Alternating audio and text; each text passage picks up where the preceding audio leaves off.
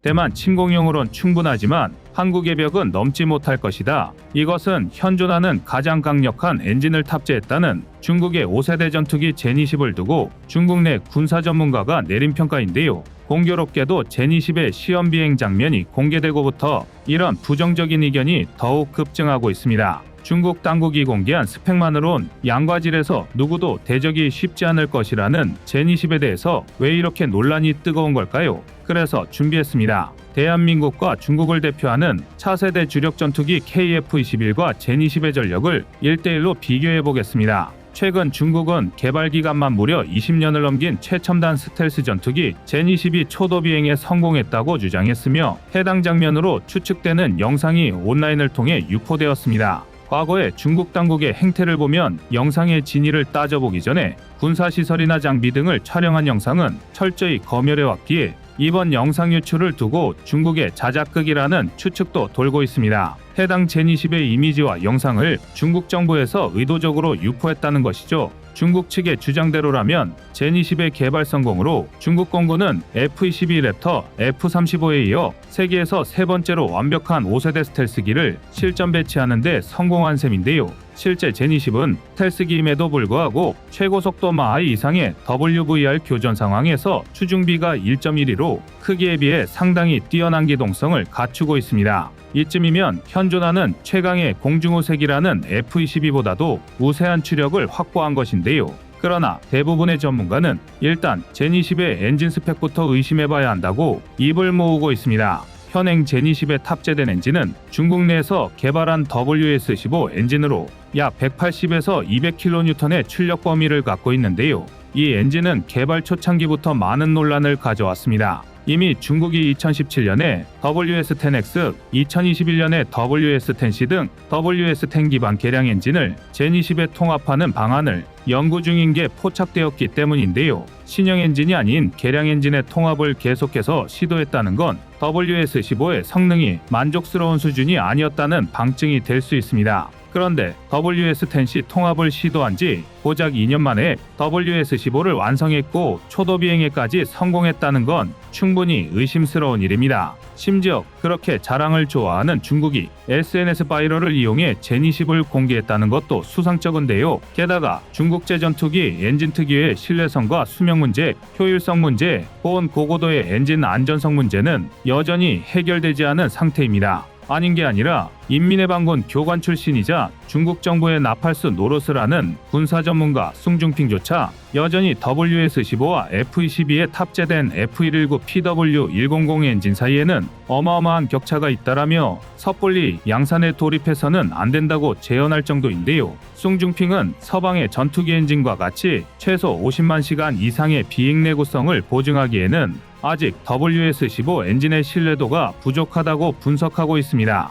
젠20보다 덩치가 작은 젠11에 탑재되었을 때도 출력과 내구성 문제로 말이 많았던 엔진을 전장 21.2m, 전폭 13m, 전고 4.7m, 최대 이륙 중량이 37톤의 주력 전투기에 심었다는 것만으로 논란이 되었는데요. 이마저도 중국 자체 개발이라고 홍보했지만 러시아산 AS-31, AL-31 엔진을 밀수입했거나 불법 리버스 엔지니어링에 만든 사실이 들통나기도 했습니다. 이에 따라 중국은 젠20이 2017년에 배치되었다고 주장하지만 실상은 아직도 적당한 엔진 부재로 개발이 현재 진행형이라는 게 전문가들의 중론입니다. 젠20이 직면한 문제는 여기서 끝이 아닙니다. 레이더 수급도 문제인데요. 중국은 그동안 자체적인 기술 없이 러시아 등의 외산 레이더의 기술을 의존해왔습니다. 그러나 최근 들어 중국의 기술 도둑질을 경계한 러시아가 전면 수출 금지 조치를 시행해 버리면서 레이더 수급에 심각한 문제가 생긴 상황입니다. 따라서 레이더의 성능만큼은 일본의 F-15J나 한국의 F-15K, 인도나 베트남의 수호의 27보다 한 등급 아래 전투기로 평가받고 있죠. 이외에도 실제 전투 상황에서의 효율성 문제와 그동안 중국이 등한시해왔던 전자전 시스템의 수준 차이 등의 문제로 젠20의 서류상 스펙을 고지고대로 받아들이는 전문가들은 상당히 드문데요. 심지어 일부 과격한 전문가들은 젠20을 정말 5세대 스텔스기로 볼 수 있는가에 대한 의문을 제기하고 있습니다. 얼핏 봤을 때 제니10은 내부 무장창을 탑재하는 등 F-35와 유사한 스텔스기 형상으로 보이지만 결정적으로 큼지막한 카나드와 주익 형상은 전방 RCS 값을 폭발적으로 상승시키는 최악의 사족입니다. 이에 다수의 전문가가 제니10의 스텔스 성능을 KF-21 보라매급의 세미스텔스 수준일 것이라 추정하고 있는데요. 아닌 게 아니라 러시아산 AL-31 엔진을 탑재하고 2017년에 실전 배치된 제니10 초기부는 2021년 인도군의 수호의 30MK에 탐지되면서 굴욕을 면치 못했습니다. 물론 중국 당국은 환구15를 이용해 제니12인도 이란 같은 적대 세력에게 스텔스 성능을 공개하지 않기 위해 의도적으로 레이더 전파를 반사하는 루네부르그 렌즈 등을 장착했을 뿐이라고 변명하고 있는데요. 당연히 제니10의 성능이 그동안 중국이 주장해온 억지 뻥스펙임을 감안해도 대만을 침공하기엔 차고 넘치는 성능을 보유하고 있습니다. 양적인 면을 따져봐도 중국 해군과 공군이 보유한 전술기의 총수량이 3,000대 이상으로 한국과 일본, 대만이 보유한 모든 전술기의 숫자의 2배에 이르죠. 그러나 걱정하실 필요가 없습니다. 대한민국에는 KF-21이 있기 때문인데요. 검증된 모든 데이터에서 중국의 5세대 전투기를 압도하고 있습니다. 전장 16.9m, 전폭 11.2m, 전고 4.7m의 KF-21은 제너럴 일렉트릭의 F-414 엔진 2기를 탑재하면서 스펙상의 엔진 출력은 제니10에 다소 못 미치지만 치밀한 동체 덕분에 추중비가 1.15를 가뿐히 넘습니다. 기동성에서만큼은 다른 어떤 전투기와 비교해도 탁월한 수준인데요. 게다가 중국과 달리 A사 레이더의 완전 국산화에 성공한 만큼 레이더 수급 문제에서 자유롭습니다. 또한 KF-21이 분류상 어쩔 수 없이 4.5세대로 공표되어 있지만 S덕트나 평면동체, 반매립형 무장창, 매립형 안테나, 반사각 정렬 설계 등의 저피탐 형상 설계는 이미 5세대 스텔스기에 준하고 있습니다. 이뿐만이 아닙니다. KF-21의 캐노피와 주익, 미익 등에는 레이더에서 방출한 전자기파를 산란시키는 스텔스 도료 RAM이 발라져 있고 동체 내부 덕트와 플랩에는 전자기파를 흡수하는 특수구조의 RAS가 적용되어 있습니다. 이런 각종 저피탐 기술을 적용한 덕분에 KF-21의 RCS는 FA-18EF 슈퍼호넷보다 훨씬 낮은 값을 기록하고 있으며 F-16 대비 4.1배, FA-18EF 대비 1.2배 이상의 공대공 임무 효과를 기대하고 있습니다.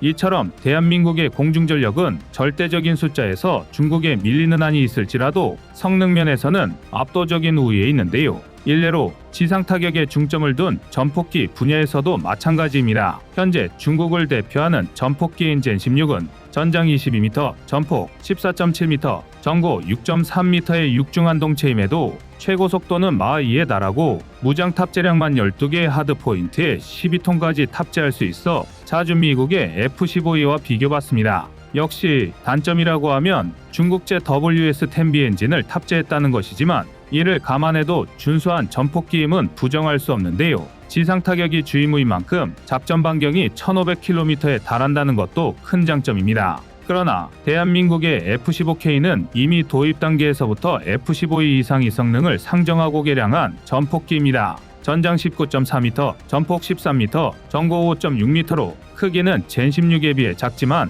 최고 속도는 마하 2.5를 가뿐히 돌파하고 전투 행동 반경은 2,000km에 달합니다. 또한 컴퍼멀 탱크를 장착할 시 최대 15개의 하드포인트에 13톤이 넘는 무장을 탑재할 수 있습니다. 직관적으로 비교해봐도 젠16보다 한 단계 위라는 걸 알 수 있으실 텐데요. 여기에 더해 F-15K의 기계식 레이더를 2034년까지 A사 레이더로 개량하는 사업까지 진행 중입니다. 해당 사업이 완료된다면 F-15K의 정보 처리 속도가 기존 대비 최소 1000배 이상 빨라질 것으로 기대되는데요. 이 덕에 현재 반자동인 전자전 장비 또한 위험 포착 시 자동으로 교란 장치를 투하할 수 있도록 개량될 예정입니다. 이쯤이면 F-15K의 성능은 중국의 젠16이 아니라 미국의 최신 개량형인 F-15EX와 비교해야 할 지경인데요. 여기서 끝이 아닙니다. 중국의 JH-7과 L-15 경량 공격기에 대응하기 위해 대한민국 공군은 FA-50을 준비해두고 있습니다. JH-7이 전장 22.3m, 전폭 12.8m, 전고 6.2m, L-15가 12.2m, 전폭 9.4m, 4.8m로 FA-50이 전장 13m, 전폭 9.4m, 전고 4.9m 등 크기에서는 조금 작은 편입니다. 전투기의 크기는 종종 무장 탑재 중량이나 항속거리 등에서 이득이 되지만 비행 안전성이나 기동성 측면에서는 악영향을 끼칩니다. JH-7, L-15를 비롯한 중국산 전투기들은 지나칠 정도로 크기가 큰 경향이 있는데요. 전문가들은 이를 소형화 기술력이 부족한 탓으로 보고 있습니다. 그나마 큰 덩치 덕분에 FA-50의 항속 시간인 약 2시간에 비해 JH-7이 30분 정도 더 긴 3시간 항속이 가능하다는 점이 장점인데요. 부족한 항속거리는 블록 20 개량에서 프로브& 앤 드로그 방식의 공중급류 장치 추가와 기존보다 2배 이상 용량이 커진 300갤런의 외부 연료 탱크로 극복할 예정입니다.